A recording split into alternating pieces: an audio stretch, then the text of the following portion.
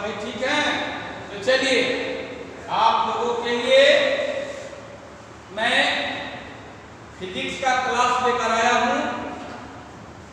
Physics का class लेकर आया हूँ और कल मैं बताया था कूलम्ब्स लॉ का स्टैंडर्ड फॉर्म कब event both charges are of the unlike opposite nature in opposite nature unlike means opposite nature तो opposite nature वाले बता चुका हूँ। अब चलिए आज मैं बताऊंगा importance of Coulomb's law। importance of Coulomb's law, Coulomb's law का क्या importance है ये मैं बताने जा रहा हूँ। I am going to discuss about an importance of Coulomb's law। I am going to discuss about an importance of Coulomb's law। तो my dear student, listen what I say। तो importance of Coulomb's law, importance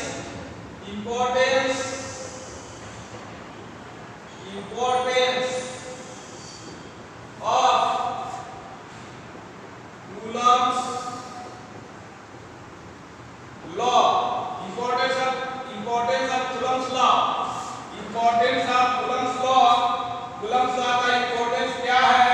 तो my dear student, listen what I say। तो Coulomb's law, by help of the Coulomb's law we can explain first the force acting between nucleus and electron।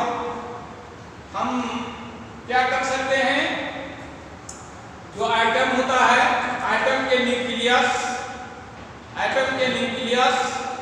और उसके outer most orbital में जो electron है उसके बीच कार्य करने वाले फोर्स को हम एक्सप्लेन कर सकते हैं। तो ये फर्स्ट हो गया। सेकेंड हो जाएगा force acting upon the atom, force acting upon the atom bind है ना, टू बाइंड देम क्लियर। तो to bind them into molecule. तो मैंने क्या कहा? Force acting upon a atom to bind them into molecule. माने मोलेक्यूल किससे बना होता है? मोलेक्यूल जो है एटम से बना होता है। तो एटम जब आपस में बॉन्ड होता है, आपस में बंधता है, तभी जाकर मोलेक्यूल का क्या होता है? निर्माण होता है। तो उस एटम पर भी है ना, उस एटम पर भी एक फोर्स काम करता है, उस एटम पर भी फोर्स काम करता है। कहने का कि एटम से मोलेक्यूल बनाने वाले फोर्स को भी कूलम्ब्स लॉ के द्वारा ही एक्सप्लेन किया जा सकता है। थर्ड हो जाएगा कूलम्ब्स लॉ एक्टिंग अपॉन ये atom and molecule to keep as a solid and liquid state. तो कहने का कि मोलेक्यूल्स और एटम के बीच जो फोर्स काम करता है वह फोर्स के जरिए है ना, वह फोर्स के जरिए क्या होता है? वह सॉलिड स्टेट और लिक्विड स्टेट में ये पाया जाता है। क्या कोई भी संरचना जो है सॉलिड स्टेट और लिक्विड स्टेट में क्यों पाया जाता है? क्योंकि उसके बीच जिस तरह का फोर्स काम करेगा उस तरह के वह जो है पोजीशन को क्या करेगा? ग्रहण करेगा, पोजीशन को एक्सेप्ट करेगा। तो Coulomb's law is applicable for the large distance as well as short distance 10 के पावर माइनस 14 मीटर, 10 के पावर माइनस 14 मीटर। तो ये जो है कूलम्ब्स लॉ एप्लीकेबल है लंबी से लंबी दूरी और मिनिमम दूरी जो है 10 power minus 14 meter, 10 power minus 14 meter. तो माय डियर स्टूडेंट, मैंने क्या बताया? फर्स्ट है ना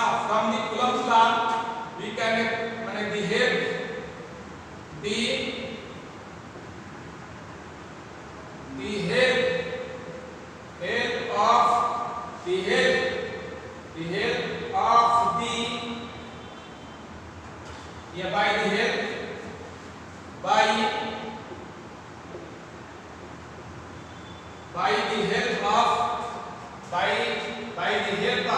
the help of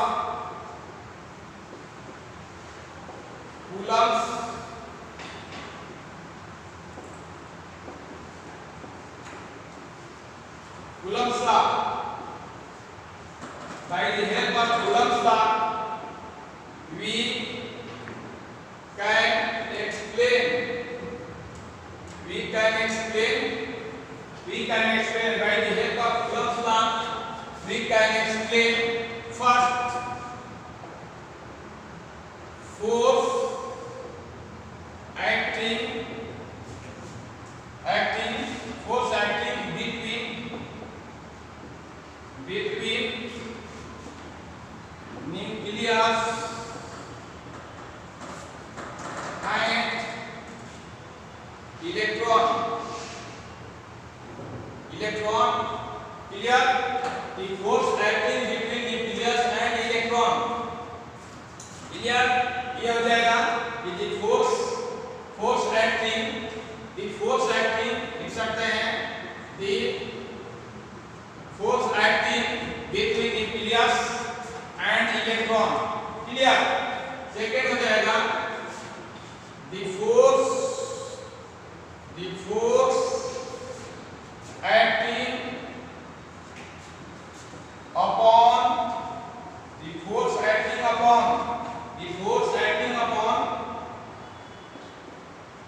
atom to bind them. The force acting upon atom to bind them into molecule. The force acting upon atom to bind them into molecule. Third है the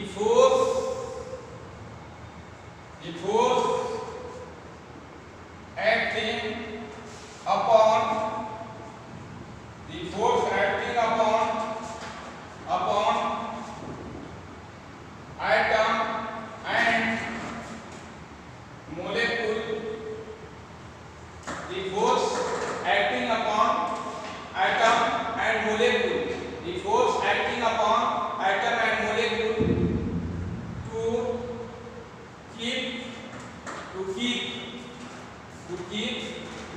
at solid and liquid.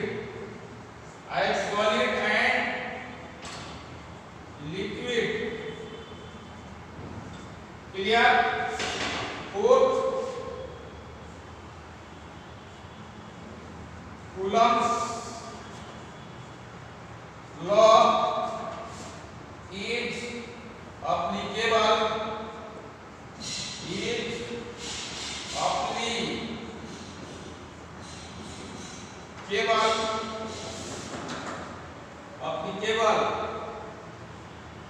for the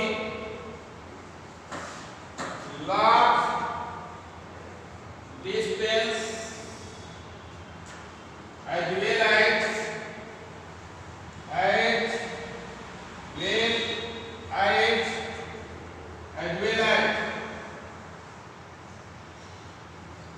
short distance 10⁻⁻14 meter. So my dear friend, importance of the Coulomb's law. So by help of Coulomb's law, we can explain the force acting between nucleus and electron. यानी nucleus ये nucleus हो गया, ये atom हो गया, इस atom का nucleus ये हो गया और इसका आउटरमोस्ट में इलेक्ट्रॉन है। इसके आउटरमोस्ट में क्या है? इलेक्ट्रॉन है। इसके आउटरमोस्ट में क्या है? इलेक्ट्रॉन है। इसके आउटरमोस्ट में क्या है? इलेक्ट्रॉन है। इसके आउटरमोस्ट में इलेक्ट्रॉन है। यहाँ इलेक्ट्रॉन है। ये न्यूक्लियस हो गया। ये क्या हो गया? न्यूक्लियस। ये इलेक्ट्रॉन हो गया। ये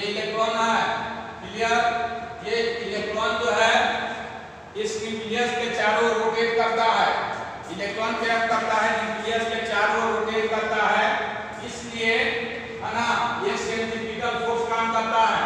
क्या काम करता है? Centrifugal force. यहाँ कौन सा फोर्स उत्पन्न होता है? यहाँ कौन सा फोर्स उत्पन्न होता है? क्योंकि ये जो है इलेक्ट्रॉन रोटेट करेगा, इलेक्ट्रॉन रोटेट करेगा, यदि अट्रैक्शन फोर्स काम करेगा केवल, तो इलेक्ट्रॉन जो है ना न्यूक्लियस की ओर अट्रैक्ट होकर न्यूक्लियस में चला जाएगा और एटम को डिस्ट्रॉय कर देगा। इसलिए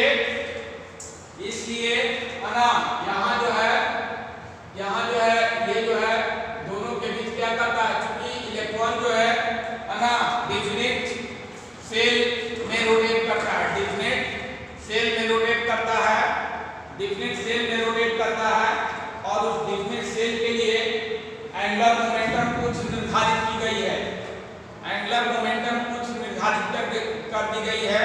तो एंगुलर मोमेंटम कुछ निर्धारित कर दी गई है, यानी फिक्स एंगुलर मोमेंटम कर दी गई है इसके लिए, तो जिसके कारण ये जो है इलेक्ट्रॉन जो है ना इलेक्ट्रॉन जो है न्यूक्लियस की ओर अट्रैक्ट नहीं हो पाता है, न्यूक्लियस में नहीं जा पाता है, क्लियर, और न्यूक्लियस में नहीं जा पाता है, तो ये जो है सेंट्रीफ्यूगल फोर्स काम करता है। क्या काम करता है? Centrifugal force. ये सेंट्रीफ्यूगल फोर्स काम करेगा, है ना, सेंट्रीफ्यूगल फोर्स काम करेगा, यानी इलेक्ट्रॉन रोटेट करेगा, इलेक्ट्रॉन क्या करेगा, न्यूक्लियस के चारों ओर रोटेट करेगा, लेकिन न्यूक्लियस की ओर क्या रहेगा, न्यूक्लियस की ओर क्या रहेगा, न्यूक्लियस की ओर क्या रहेगा, डायरेक्टेड रहेगा। इलेक्ट्रॉन किधर डायरेक्टेड रहेगा? न्यूक्लियस की ओर, है ना, न्यूक्लियस की ओर डायरेक्टेड रहेगा, क्योंकि इलेक्ट्रॉन जो है ना इलेक्ट्रॉन जो है कुछ डिफिनिट एंगुलर मोमेंटम के साथ जो है रोटेट कर रहा है। इसलिए ये मैंने बताया कि force acting between nucleus and electron और न्यूक्लियस के बीच, है ना, जो फोर्स काम करता है, यहाँ फोर्स काम करेगा, कौन सा फोर्स काम करेगा? Centrifugal force. तो सेंट्रीफ्यूगल फोर्स का फार्मूला बताया गया है, centrifugal force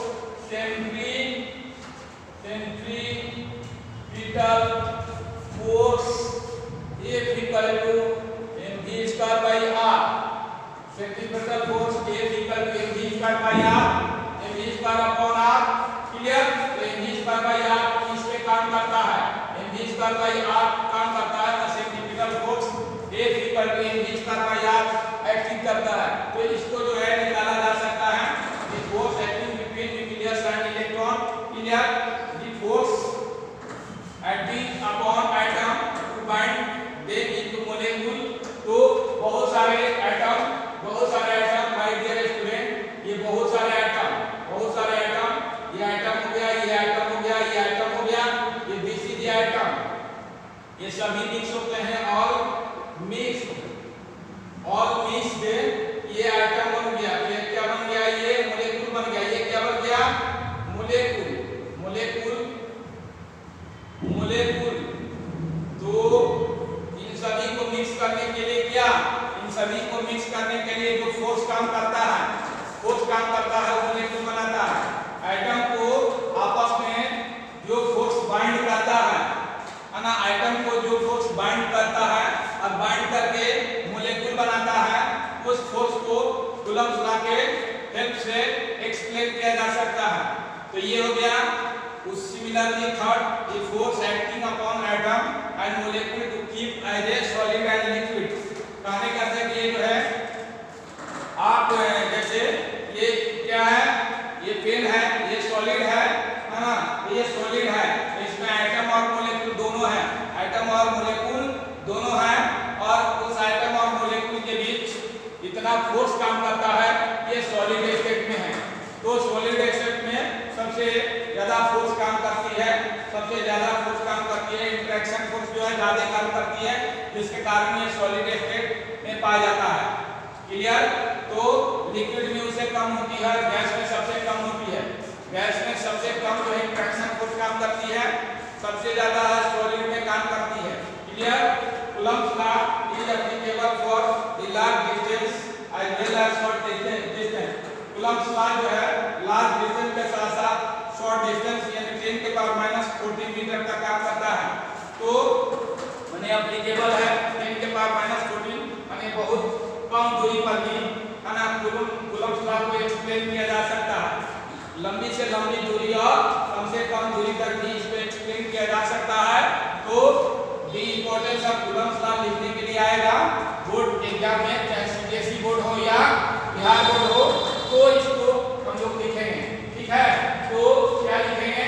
by help of the Coulomb law we can explain the force acting between nucleus and electron, the force acting upon atom to bind them into molecule, the force acting upon atom and molecule to keep as solid and liquid. The Coulomb's law is applicable for the large distance as well as short distance. It means 10 to the power minus 14 meter, 10 to the power minus 14 meter. Clear? तो my dear friend, इसको higher you can write, you can retain this matter. Higher you can retain this matter.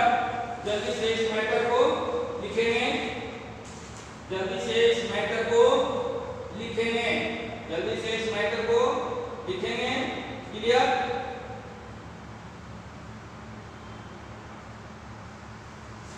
तो चलिए my dear student आगे बढ़ते हैं। Let us proceed further. Let us proceed further. Let us proceed further. Let us proceed further. Let us proceed further. Let us proceed further. तो my dear students, ये सब लिखने की, ये सब नहीं लिखेंगे उसमें, ये मैंने समझा रहा था कि किस तरह से आइटम है ना मिलते हैं, मिक्स होते हैं तो मॉलिक्यूल का निर्माण होता है। अब my dear student आगे बढ़ते हैं। Limitation of Coulomb law. Coulomb law का कुछ लिमिटेशन है। कूलम्ब लॉ का क्या है? लिमिटेशन है। Clear? Limitation of Coulomb law, limitation of Coulomb law. Now we start limitation of Coulomb law. तो लिमिटेशन ऑफ कूलम्ब लॉ क्या है?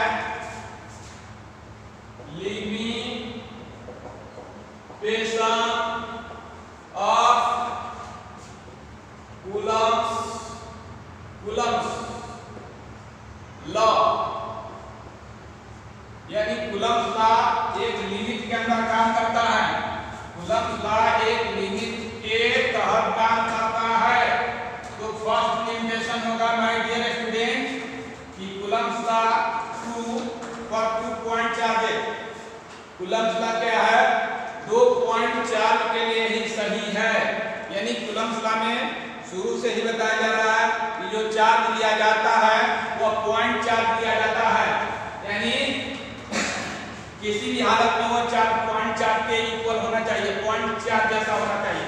इससे बड़ा बड़ा चार्ज है तो उसको बहुत एक दूसरे से बहुत दूरी पर रख दिया जाएगा, तभी वो पॉइंट चार्ज होगा, तब वो पॉइंट चार्ज के समान दिखाई देगा। है ना? एक दूसरे से एक चार्ज दूसरे चार्ज को देखेगा तो पॉइंट चार्ज दिखाई देगा, दूसरा चार्ज पहला चार्ज को देखेगा तो पॉइंट चार्ज के समान दिखाई देगा।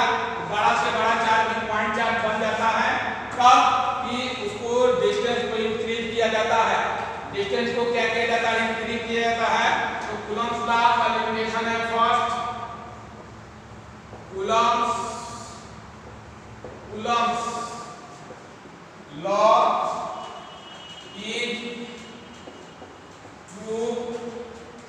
is true for Coulomb's law is true for है ना 2 पॉइंट चार्जेस,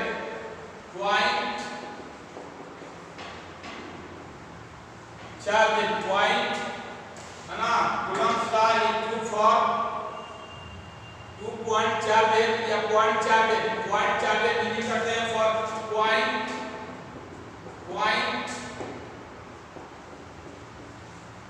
चार्जेस। क्लियर? तो coulomb law is true for point charges. ये हो गया पॉइंट चार्ज के लिए सत्य है ना। पॉइंट चार्ज यानी बिंदु आवेशों के लिए सत्य है जो मैंने बताया था। और दूसरा हो गया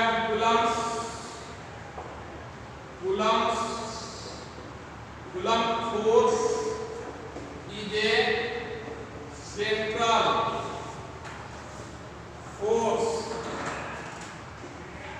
central force because this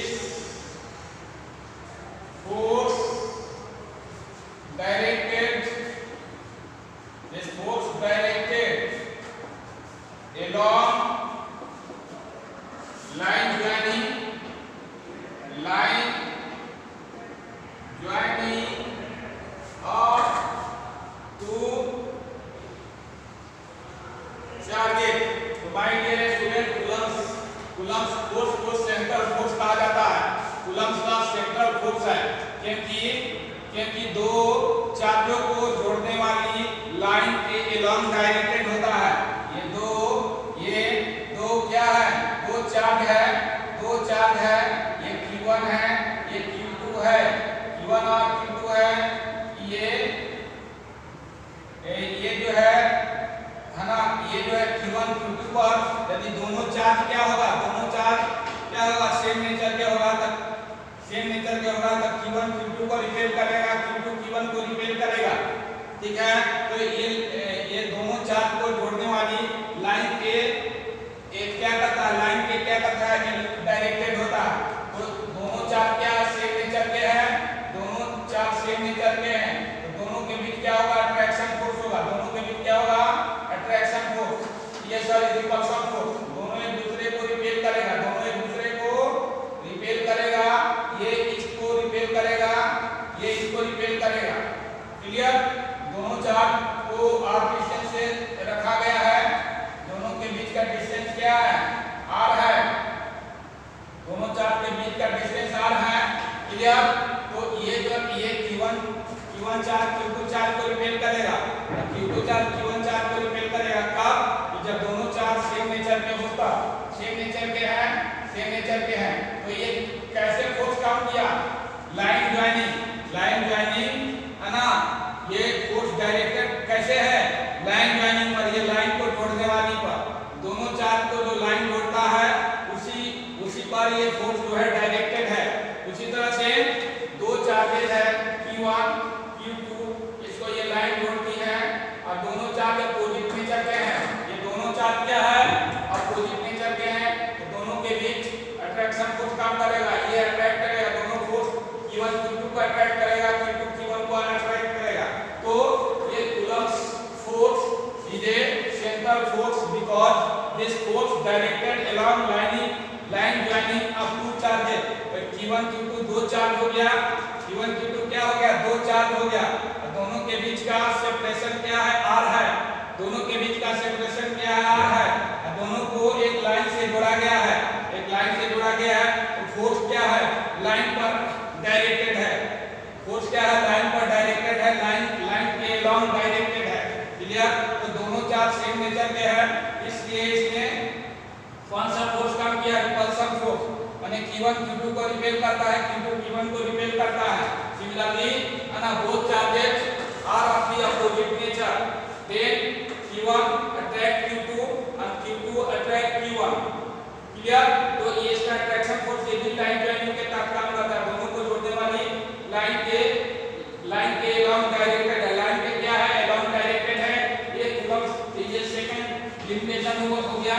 third limitation होगा कि कूलम्स है ना, कूलम्स माने इट इज लिख सकते हैं, it is quantity it is the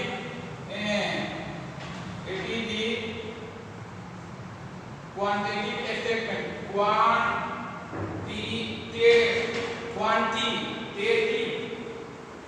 quantitative statement, it is quantitative statement। ये क्या है? मात्रात्मक कथन है ना। for the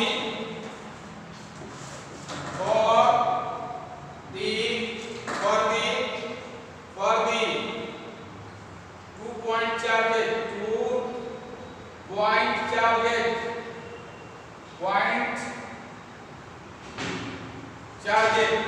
तो इतनी quantitative statement for the 2 point charges। तो my dear student, मैंने बताया कि जैसे चार्ज के क्वांटिटी को बढ़ाएंगे, जैसे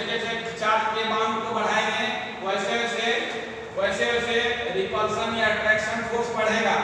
चार्ज के क्वांटिटी को बढ़ाएंगे, चार्ज के अमाउंट को बढ़ाएंगे, पॉइंट चार्ज के जो पॉइंट चार्ज है उसके अमाउंट को बढ़ाएंगे, वैसे वैसे रिपल्सन फोर्स और अट्रैक्शन फोर्स क्या होगा, है ना, अट्रैक्शन फोर्स काम करेगा। इसलिए चार्ज की यानी इट इज है ना quantitative statement for the point charge, यानी ये दोनों पॉइंट चार्ज के लिए क्वांटिटेटिव स्टेटमेंट होता है। फोर्थ है तो मैंने बताया यहाँ समझिए कि दोनों चार्ज के क्वांटिटी को बढ़ा देंगे तो दोनों चार्ज यदि सेम नेचर के होगा तो दोनों के बीच रिपल्सिव फोर्स बढ़ जाएगा, यदि अपोजिट नेचर के होगा तो दोनों के बीच अट्रैक्शन फोर्स बढ़ जाएगा। इसलिए है ना दैट इज कूलम्ब्स लॉ है ना, कूलम्ब्स लॉ है क्वांटिटेटिव स्टेटमेंट होता है, क्वांटिटेटिव स्टेटमेंट होता है। My dear student understood this point, है ना, अंडरस्टूड, है ना, getting my point or not, getting my point or not, understood, clear. चलिए आगे बढ़ते हैं। फोर्थ है कि कूलम्ब्स लॉ जो है ना, कूलम्ब्स लॉ जो है इंटरेक्शन फोर्स को शो करता है। कूलम्ब्स लॉ है ना, कूलम्ब्स फोर्स इंटरेक्शन फोर्स को शो करता है, इंटरेक्शन फोर्स को शो करता है जो न्यूटन के थर्ड लॉ को फॉलो करता है। तो माय डियर स्टूडेंट्स ये Coulomb's law, Coulomb's force is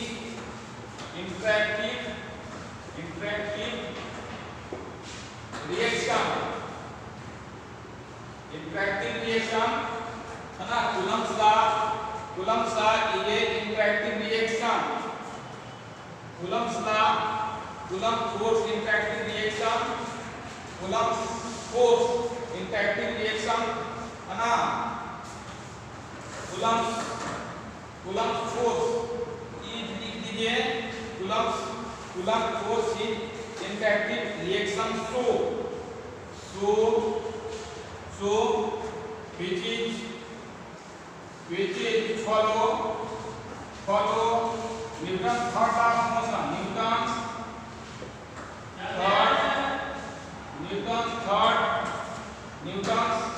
third law of motion, Newton's third law of motion।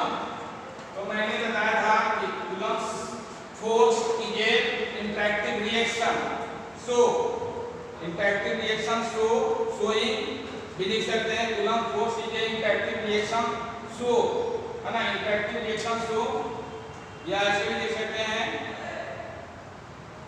Coulomb's law show, Coulomb's law यही शो लिख दिए, कूलम्ब्स लॉ शो, है ना, Coulomb's force show interactive reaction which is follow Newton's third law of motion. तो my dear student आपने देखा होगा, आपको मैंने बताया है F12 are equal to F-12 F21, clear. तो ये Newton third law of motion था, F12 है ना, F12 F21 के मैग्नीट्यूड में इक्वल होता है, पर डायरेक्शन में क्या होता है, डायरेक्शन में भिन्न होता है, डायरेक्शन में क्या होता है, भिन्न होता है, दोनों का मैग्नीट्यूड सेम होता है लेकिन डायरेक्शन क्या होता है, भिन्न होता है। तो ये कूलम्ब्स फोर्स जो इंटरैक्टिव रिएक्शन को शो करता है, इंटरैक्टिव रिएक्शन को शो करता है, और इंटरैक्टिव रिएक्शन को जो शो करता है तो न्यूटन के थर्ड लॉ को फॉलो करता है, न्यूटन के थर्ड लॉ को फॉलो करता है, यानी F12 है ना is equal to the minus F21, माने F12 है ना, F12 and F21 equal in magnitude but direction, है ना, बट एन अपोजिट डायरेक्शन, यानी F12 है ना, both force is equal in magnitude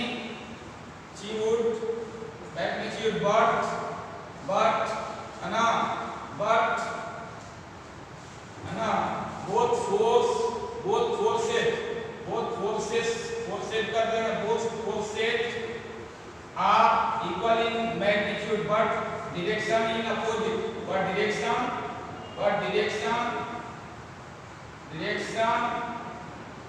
and opposite, direction in and opposite. तो both forces दोनों फोर्स जो है इक्वल इन मैग्नीट्यूड है but direction in and opposite, दोनों का डायरेक्शन क्या है, अलग अलग है। तो my dear student, limitation of Coulomb's law, there are 4 limitation of Coulomb's law. My dear student, understand तो try to understand this point, my dear students, try to understand this point. So I hope all of you are understanding clearly. It means easily से समझ में हमें इतना बताया गया कि Coulomb's law है 2 फॉर पॉइंट चार्ज के लिए सही है। पॉइंट चार्ज कैसे बनाया जा सकता है, पॉइंट चार्ज लेकर बनाया जा सकता है, बड़े चार्ज को लेकर दूर रखा जा सकता है, तो पॉइंट चार्ज बन जाएगा। Coulomb's force is a central force because this force directed along line joining up two charges, दो चार्ज को जोड़ने वाले लाइन के डायरेक्टेड ये एक्टेड होता है। it is a quantitative statement for the 2 point charge के लिए क्वांटिटेटिव स्टेटमेंट है कि दोनों पॉइंट चार्ज के मान को बढ़ाएंगे, तो दोनों पॉइंट चार्ज के मान को बढ़ाएंगे तो रिपल्सन फोर्स और अट्रैक्शन फोर्स क्या होगा, बढ़ेगा। Coulomb's force show interactive reaction को शो करता है which is follow Newton's third law of motion. ये दोनों फोर्स जो है Newton's third law of motion को माने कूलम्स लॉ में जो फोर्स काम करता है ना, जब न्यूटन्स फॉर्म बता रहे थे तो F12 is equal to the F1 in magnitude but direction in but difference in direction। यहाँ लिखा है both forces are equal in magnitude but direction in and opposite, but direction in and opposite। तो clear my dear student, आज physics में इतना ही। आगे दिन बताएंगे परमिटिविटी परमिटिविटी माने रिलेटिव परमिटिविटी। आगे दिन नेक्स्ट क्लास में रिलेटिव परमिटिविटी के बारे में डिस्कशन होगा। क्लियर, तो दैट्स फॉर